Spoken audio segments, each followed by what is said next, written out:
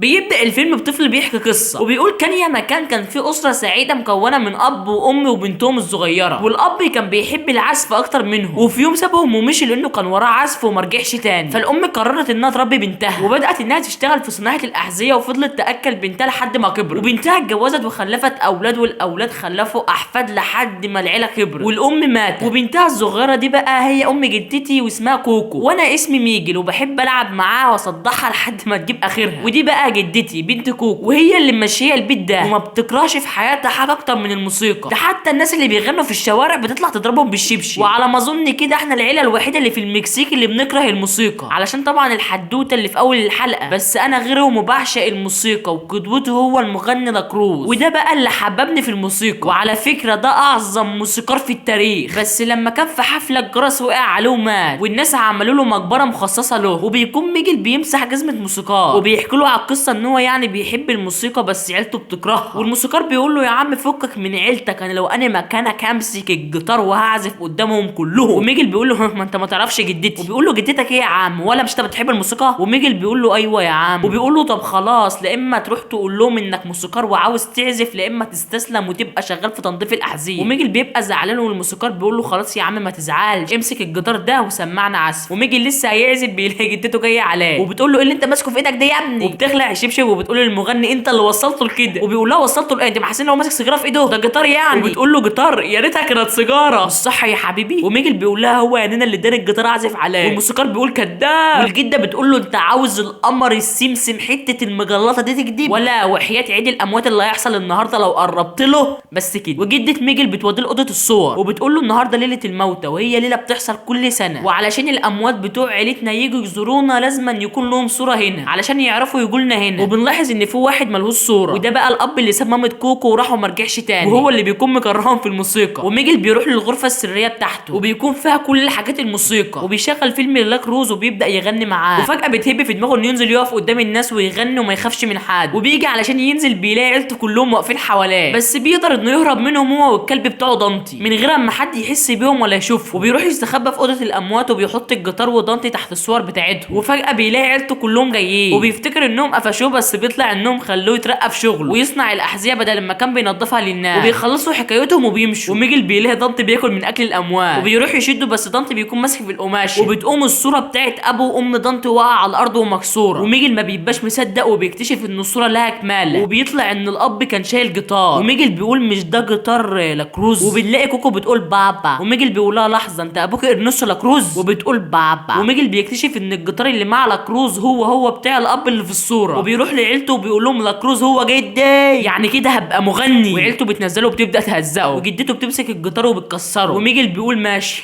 والله ما قاعد لكم فيه، وبيقوم واخد الصوره وطالع يجري لساحه المغنيين، وبيطلب من بدايه المسابقه انه يشارك في العزف. وبتقول له روح هات جيتار وانا هسجلك. وميجل بيروح يشحت جيتار بس محدش بيرضى يديله حاجه. وميجل بيقرر انه يروح ياخد الجيتار بتاع لاكروز من مقبرته، وفعلا بيخش مقبره الاموات وبيروح عند مقبره لاكروز وبيكسر الازاز وبيخش المقبره وبيروح ياخد الجيتار. وبيقوم مدي عزفه بيلاقي الورق فار، وبيسمع واحد بيقول الجيتار اتسرق، والحارس بيفتح الباب وميجل بيقول والله كنت عايز اسرقه بس، وبيلاقي انه عاد شفاف والراجل مش شايفه اصلا، وما بيبقاش مصدق وبيطلع يجري وبيلاقي ان كل الناس مش شايفاه. وبيلاقي في حد مدد له ايده وبيقول له ايدك يا ابني ساعدك، وبيلاقي ان الايد طلعت حقيقيه. وبيطلع وبيلاقي ان كله عظم في عظم. وميجل بيقول ايه ده، وبيطلع يجري وبيستخبى ورا المقبره بتاعته. وبنعرف بقى ان دمت الناس اللي ماتوا دمت ارواحهم. وميجل بيكتشف ان الكلب دانتي شايفه، ودانتي بيطلع يجري وميجل بيقول له استنى يالا، فهو بيجري وراه بيقوم خبط في واحد بيدغدغ له عظم. وميجل بيقول له والله ام سوري، والعظمه بتقول ايه ده ميجل، وبيلم نفسه وبيقول ايه ده انت شايفنا. وبتقوم واحده واخداه بالحضن وبتقول له اوعى تكون مش عارفنا احنا عيلتك. وميجل بيقول لحظه انت عمتي سلمى وانت عم عمر وانت طنط شروق. وبيقولوا له ولا انت ميت ولا حي ولا ايه قصتك. ففي شخصين بيجوا بيقولوا لهم ماما ايميلدا اللي هي يعني ام كوكو مش راضيين يعدوها الجيس. وميجل بيقول لحظه عم زلطه وعم بلطه، وبيقولوا له ازيك يا ميجو ايه ده. وعم عمر بيقول لهم يلا نروح لماما ايميلدا. وبيعدوا الجسر وميجل بيتفاجئ من جمال المكان والعالم بتاعهم واللي بيكون فخم فخم فخم فخامه الفخام. وبنلاقي في حيوانات هناك منقرضه شكلها جميل. وبيروحوا المكان كشف الصوره، وده بقى المكان اللي لازم يكون في حد من عيلتك حاطط لك صوره في بيته علشان تعرف تعدي الجسر وتشوفهم. وبيكون في واحد على الجهاز ملهوش صوره، فعلشان كده مش هيعرف يعدي، فبيقوم طالع جري من الحراس بس ما بيعرفش يعدي الجسر. وبيدخلوا مكان القوانين وبيلاقوا واحده بتزعق وبتقول لهم ازاي ماليش صوره، انا عيلتي على طول بتحط ليا صوره في بيتها. وبتطلع دي بقى ايميلدا وبتقول لهم ما رحتوش شفتوا صورتي موجوده هناك ولا لا ليه. وعم عمر بيقول لها والله كنا هنروح بس بس قابلنا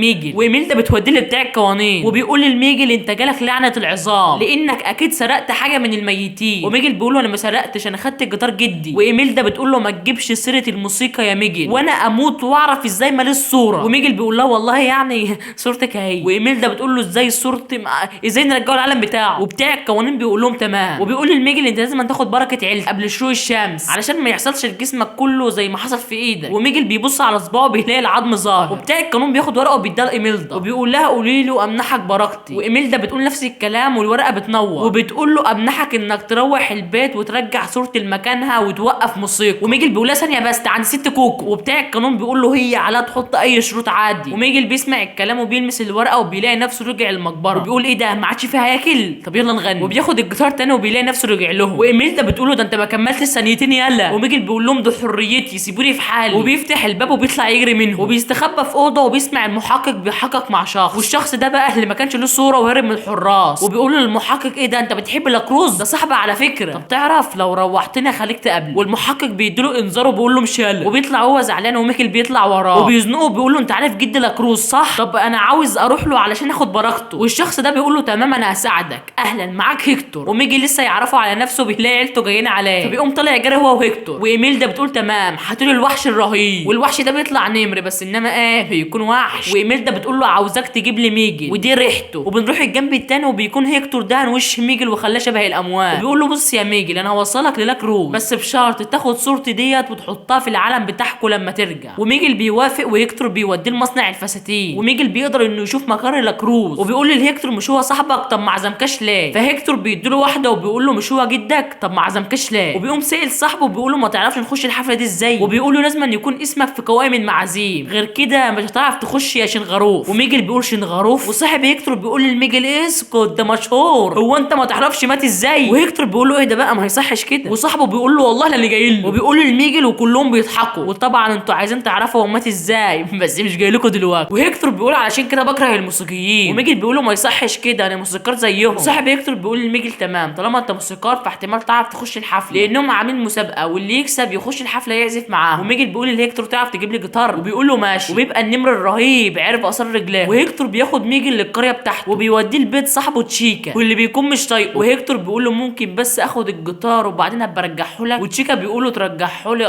بأمارة العربيه بتاعتي اللي خدتها ومش عارف هي فين او حبل الصيد اللي ما رجعتهوش او مكنه الحلاقه او عظمه فين عظمتي يلا. وفجاه تشيكا بينور وبينام تاني وبيقول لهيكتور انا بختفي يلا اعزف لي بالجيتار اي حاجه وبعدين تبقى خده. وهيكتور بيقول له تمام عشان انا بحبك بس. وبيبدا يغني وميجل بيتفاجئ من جمال عزفه وبيخلص عزفه وبنلاقي تشيكا اختفى. وميجل بيقول ايه اللي حصل له. وهيكتور بيرد عليه وبيقول له لما ما حدش من عالم الاحياء يفتكرك فده اللي بيحصل هتختفي تماما ودي بنسميها الموتة الاخيره. المهم يعني خد الجيتار اهو يلا عشان نلحق المسابقه. وبيروحوا الساحه وميجل بيطلع على المسرح وبيبدا يغني وبنلاقي كل العظم بيسقفوا له. وفي عز ما هو عمال يغني بنلاقي عيلته جت الساحه وميجل بيخلص وبيشوفهم وبيستخبى. والمذيعه بتقول في واحد بشري بينا وعيلته بتدور عليه واللي يشوفه ويمسكه واسمه ميجل. وهيكتور بيقول لحظه يعني انت عندك عيله يعني كنت زمان اخدت بركتهم ورجعت من زمان وحطيت صورتي. وميجل بيرد عليه وبيقول له انا عيلتي كلها بتكره الموسيقى وانا عاوز اخد بركه جدي لاكروز علشان اطلع موسيقار مشهور. وهيكتور بيقول له انت بتحب نفسك يالا. وميجل بيقول له انت مش فاهم حاجه وبيقوم رامي له صورته وبيمشي وبيحاول يخش الحفله بس الحارس بيطرده. فبيقوم رايح للفرقه الفايزه في المسابقه وبيقول لهم ممكن اخش معاكم. والرئيس بيقول له على فكره كان صوتك حلو وبيوافق ان هو يخش معاه وبيخبوه وبيقدر ان هو يخش الحفله. وبيقف على السور وبيبدا ان هو يغني ولاكروز بياخد باله وبيشوفه بس ميجل هو مش واخد باله بيقوم واقف في حمام السباحه ولاكروز بينزل وبيساعده وبيطلعه بس بيكون المكياج ساح. ولاكروز بيقول له وانت الطفل البشري اللي العالم كله بيتكلم عليه. وميجل بيقول له وانت تعرفني وبيقول له اكيد يا ابني ايه اللي جابك العالم هنا. وبيقعد ميجال يحكي له على اللي حصل ولاكروز بيقول ايه ده انا طلع عندي حفيد وبيفرح وبيبدا يعرف الناس عليه. وبيكون هيكتور لبس لبس واحده مشهوره وعرف يخش الحفل. ولاكروز بياخد ورقه وبيقول لميجل امنحك بركتي. وبيقوم مقاطعهم هيكتور وبيقول لميجل انت وعدتني انك تحط صورتي في العالم بتاعكم. ولاكروز بيطلع عارف هيكتور وبيقول له بعد شروق الشمس هتكون اتبخرت. وهيكتور بيقول له ما ده كله بسببك كل الشهره اللي انت فيها دي بسببي وانا اللي فكرت وانا اللي كتبت وفي الاخر ما جبت سيرتي. ولاكروز بيقول له يا عم انا ما سرقتش حاجه انت مت وانا خدت اغانيك. وهيكتور بيفتكر اليوم اللي مات فيه لما كان قاعد مع لاكروز وبيبقى عاوز يمشي بس لاكروز ما بيبقاش موافق فبيقرر انه يموته فبيعمل له عصير وبيحط فيه سم وهيكتور بيشربه. فهو ماشي مع لاكروز فجاه بطنه بتوجعه وبيموت ودي بقى كانت هي الموتة. وبيقوم لاكروز لاكروز سرق دفتر اغانيه، وهيكتور بيقول له انت سممتني وسرقت الاغاني بتاعتي، وبيضربه والحرس بيجوا وبياخدوه، ولاكروز بيقول لهم خدوا الواد ده كمان لانه عرف حقيقتي، وبيرموه في كهف وبيقابل هناك هيكتور، وبتبدا اسرار الرحيل تبان على هيكتور، وبيقول انا نفسي ارجع واشوف بنتي تاني، انا كنت عاوز اسيب لاكروز عشان اروح لها، بنتي كوكو. وميجل بيقول له كوكو وبيطلع صوره وبيقول له هي ديت، وهيكتور بيقول كوكو وايميلدا، وساعتها بيعرفوا بقى ان هم قرايب وبيبقوا في قمه سعادتهم، وبيلاقوا ايميلدا جت وبتاخدهم وبتطلعهم وبيروحوا للعالم، وبيبدا ميجل يفهمها القصه، وفي الاخر ايميلدا بتوافق انها ترجع له، وميجل بيقول لهم صوره هيكتور مع لاكروز ولازم نروح نجيبها منه، فعز ما لاكروز بيغني ايميلدا بتخش معاه وبتقدر انها تاخد منه الصوره، ولسه هتدي البركه لميجل لاكروز بيجي وبيشد، فبتقوم طنط سلمى عادله الكاميرا ناحيته، وطنط شروق بتشغل اللايف، وبيقعد لاكروز يفضح نفسه بنفسه ويقول انا اللي قتلتك، وانا اللي سرقت اغانيه، وانا اللي خدت شهرتك، وانا اللي هعمل جريمه دلوقتي، وبيمسك ميجل وبيرميه من على السور، والناس بقى هو العظم ما بتبقاش مصدقه، ولسه ميجل هيموت على اخر لحظه النمر بيجي وبينقذه، بس بتكون صوره هيكتور وقعت منه والميه بتاكلها، ولاكروز بيخش المسرح وبيلاقي الناس بتزعق له، وبيتفاجئ ان ده كله كان متذاع، والنمر بيجي وبياخده وبيحمل معاه الواجب، وهيكتور بيكون خلاص ما عادش لايق، والشمس بتقرب تطلع، وميجل بيكون قرب انه يبقى شبهه، وبيقوم هيكتور عامل بركه وبيرجعه للعالم بتاعه، وبيصحى وبيقوم جري للبيت وبيروح عند امها كوكو، وبيبدا يغني لها اغاني هيكتور كان بيغنيها لها، بس بتقوم جدته داخله ولسه هتضربه، ابو ميجل بيقول لها ثانيه بس، وكوكو بتفتكر الاغنيه وبتقول بابا كان بيغني لي الاغنيه ده على طول، وميجل بيقول لها ابوكي كان بيحبك موت، وبتقوم كوكو مطلعه القطعه اللي فاضله من الصوره وهي راس هيكتور، وبعد سنه بنعرف انهم هدوا مقبره لاكروز وعملوا مكان شرفي لهيكتور، وبيكون ميجل بيوري لاخته صور اجدادهم اللي ماتوا، وجدته بتحط صوره كوكو وبنعرف انها ماتت، وحطوا كمان صوره هيكتور وايميلدا، وبيكون هيكتور نجح في كشف الصوره وبيطلع يشوف ايميلدا وبنته كوكو اللي اكبر منهم، وبنعرف ان العيله كلها قبلت ان ميجل يعزف، وفي الاخر بيعيشوا في تبات ونبات ويخلفوا